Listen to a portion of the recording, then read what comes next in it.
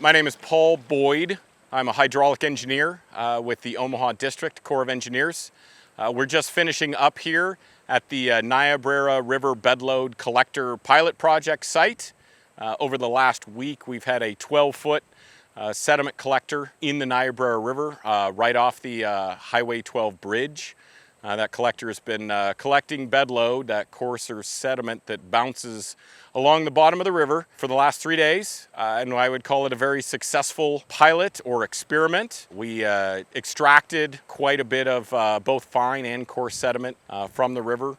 Albeit, a few yards, but it gave us plenty of information to be able to predict what a larger application or a larger installation of a bedload collector would be. And so we're looking forward to finishing the report, sharing all the information with the USACE stakeholder team, and then integrating all this information into our phase 3 of our Lewis and Clark Lake Sediment Management Study. We'll pick that up yet this fall, and this data that was provided here by this study will be an integral part of that sediment management plan. I'm Scott Costal, Executive Director of the Missouri Sedimentation Action Coalition, or USACE.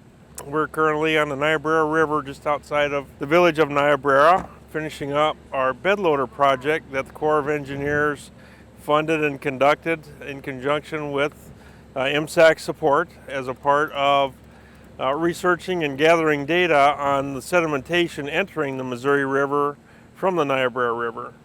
We had great visitors that came this week to be able to see what's going on and what this does.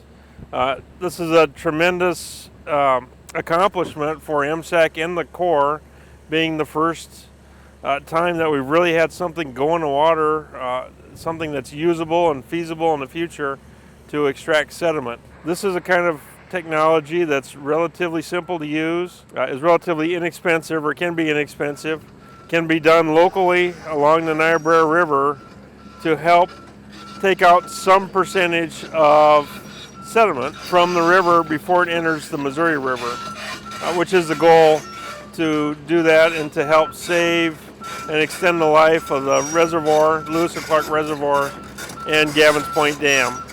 Hi, I'm Nathan Chappé. I'm a hydrologist with the U.S. Geological Survey, Water Science Center in Nebraska, and we're working on this project to help the cooperators understand how the sediment collector impacts the river, and looking at it, before the sediment collector went in, and then during and after, and during varying pumping scenarios, because it's important that not only to determine if it's doing its job as far as pulling sand, but how is that impacting the ecosystem and the stream as a whole. And so over here we have a bunch of acoustic instrumentation that we've installed. Basically measures how the sediment concentrations are moving and changing in the river as the conditions change. And this helps us determine how it's different compared to the natural environment. And then we also have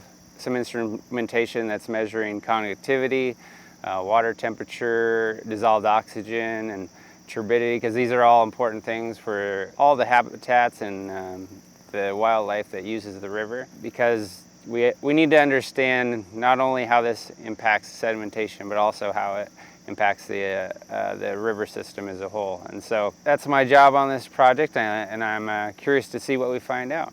My name's Chuck Thiling. I'm a research ecologist with the U.S. Army Corps of Engineers Environmental Research and Development Center in Vicksburg, Mississippi. We're out here on the Niobrara River in Niobrara, Nebraska, testing our bedload sediment collector, seeing if we can make a dent in reservoir filling in Lake Lewis and Clark Lake, Gavins Point Dam. We've had a great week. We've collected some sediment. We estimate we can collect nearly 26 tons a year with this unit we have behind me, and we hope we get an opportunity to do some more testing. This is all very experimental at this point, evaluating technology to see if it can be put to use in the real world someday.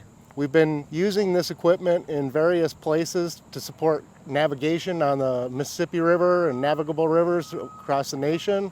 And this expedition into reservoir sustainability is a new twist on the technology that I think is going to become very important as we look at the rate of reservoir filling around the country.